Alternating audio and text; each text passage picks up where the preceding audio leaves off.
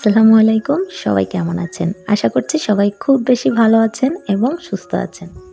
আল্লাহর রহমতে আমরাও ভালো আছি। তো আজকের ব্লগটা শুরু করছি একদম সকাল থেকে। ভোরবেলা উঠেই কিছু কাজ করে নিয়েছি, যেমন ধরেন ঘরটা ঝাড়ু দিয়ে নিয়েছি, আর কিছু বাসি থালা বাসন ছিল সেগুলো ধুয়ে নিয়েছি। এরপর ডাইরেক্ট চলে এসেছি নাস্তা তৈরি করতে। তো আজকের নাস্তার মেনু হবে পরোটা, ডিম ভাজি, আর আমি খাবো চা দিয়ে। আমি কিন্তু সকালবেলা উঠেই হাত মুখ ধুয়ে আগে আটাটা মেখে রেখেছি পরোটার জন্য। মেখে রেস্টে রেখে দিয়েছিলাম। এই তো ঘর ঝাড়ু দিতে, থালা বাসন ধুতে আমার আধা ঘন্টার মতো সময় লেগেছে।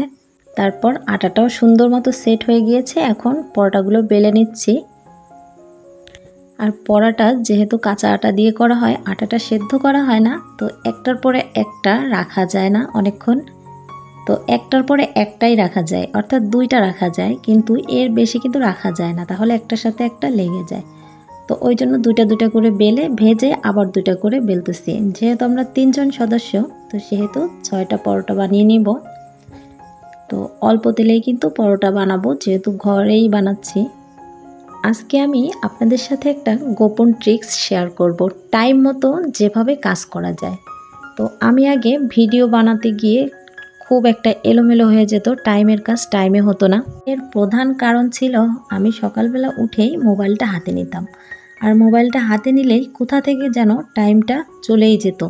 তো এখন যেটা করি, খুব সকালে ঘুম থেকে উঠেই আমি মোবাইলটা কোনোভাবেই ধরি না, শুধুমাত্র ভিডিও করার কাজে ছাড়া।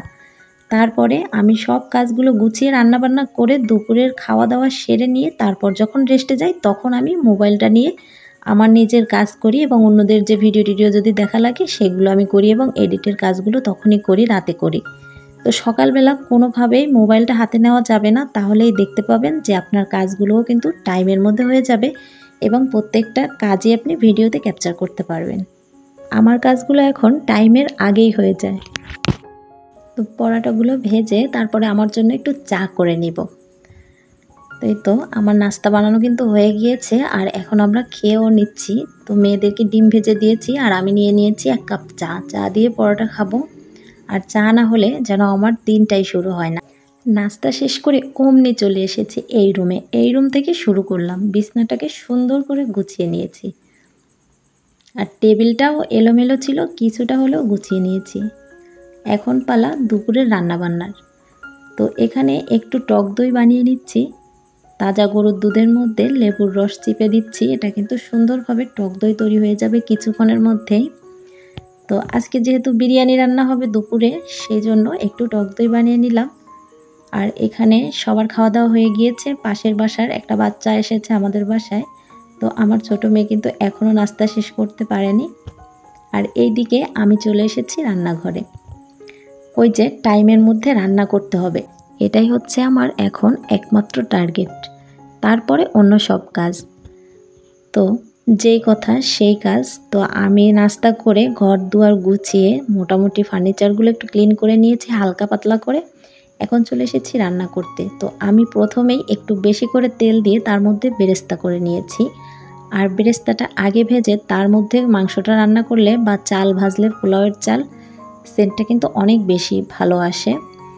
তো আমি বেরেস্তা উঠিয়ে রেখে সেখান থেকে একটুখানি তেল একটা বাটিতে তুলে রেখে তারপরে দিয়ে দিয়েছি চিকেনগুলো। এখন চিকেনগুলো একটু ভেজে অল্প আছে ভালো করে ভেজে নিয়েছি। এখন দিয়ে দিলাম রসুন আর আদা।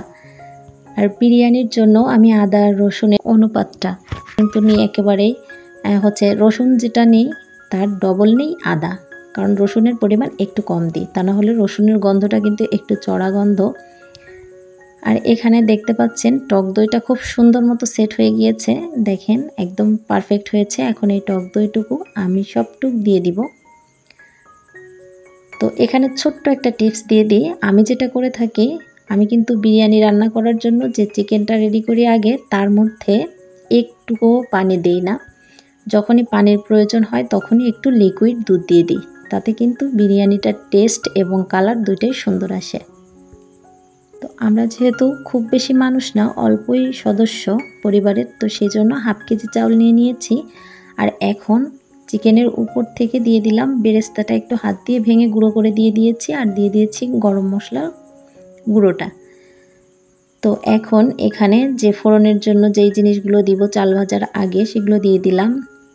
শাল, এলাচ, তেজপাতা, লবঙ্গ এগুলো দিয়ে তার মধ্যে চাল দিয়ে একটু অল্প আঁচে ভেজে নেব। তো চালটা কিন্তু খুব বেশি ভাজতে হয় না, যখনই একটু লাগা লাগা ভাব হয়ে আসে, একটু নরম হয়ে যায়, দাঁতের উপর দিয়ে চাপ দিলেই বোঝা যায় যে একটুখানি চালটা নরম হয়ে এসেছে। ঠিক সেই পর্যায়ে কিন্তু পানি দিয়ে দিতে হয়। আর দিয়ে দিলাম পরিমাণ মতো লবণ দিয়ে ব্যাস একটু চড়া জালে কিছুক্ষণ জাল করে নিব। এভাবে যখন টকবক করে ফুটে উঠবে তখন আর অল্পটুক লেবু দিয়ে দিব। তো একটা পাতিলেবুর অর্ধেক অংশ দিয়ে নিয়েছি আমি, তাতে করে বিরিয়ানিটা কিন্তু খুব বেশি ঝরঝরা হবে। তো এই পর্যায়ে পানি আর চালটা যখন সমান সমান হয়ে এসেছে তখন কিন্তু চিকেনটা দিয়ে দিলাম।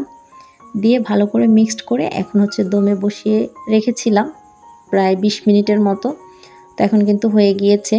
উপর থেকে একটু বেরেস্তা ছড়িয়ে নিচ্ছে আর একটু পোলাওয়ের যে সেন্টটা আর বিরিয়ানির যে সেন্টটা পাওয়া যায় ওটা একটুখানি দিয়ে নিয়েছি পানিতে গুলিয়ে। তো আপনাদেরকে ভালো করে দেখিয়ে দিব যে কতটা পারফেক্ট হয়েছে। আর আমি আরেকটা জিনিস সবসময় মেনে চলি, সেটা হচ্ছে আমি যেই পট মেপে চাল নিই ঠিক সেই পটে 2 পট পানি দিই, মানে ডবল পানি দিই আর কি। তো দেখেন আমি চেপে দেখিয়ে দিলাম যে রাইসগুলো কতটা সফট হয়েছে আর কতটা ঝরঝরা হয়েছে।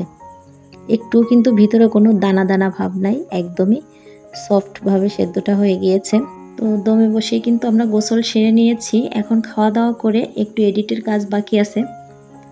তো ব্যাস কিছুক্ষণ রেস্ট নিয়ে কিছু ভিডিও এডিট করে নিলাম। তো বিকেলবেলা এখন চলে আসলাম আমাদের জমি কেনা আছে পাশেই, সেই জমিটাতে। তো জমিটার অবস্থা খুবই খারাপ, বৃষ্টির কারণে এখানে আশেপাশে পানি জমে গিয়েছিল। তো তার কারণে কিন্তু আমরা বেশ কিছুদিন এখানে আসতে পারি না। তো এসে দেখি বন জঙ্গলে একেবারে জঙ্গল হয়ে গিয়েছে।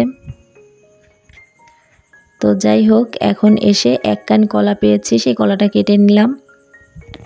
আর পেঁপে গাছগুলো তেমন ভালো হয়নি, পেঁপে হয়নি, শুধু ফুল হচ্ছে সব গাছগুলোতে, আর পেঁপে যাওয়া হয় সেটাও কিন্তু খুব একটা ভালো হয় না। তো আজকের ভিডিওটা যদি কোথাও কোনো অংশ আপনাদের এতটুকু ভালো লেগে থাকে তাহলে প্লিজ ভিডিওটাতে একটা লাইক দিয়ে দিবেন।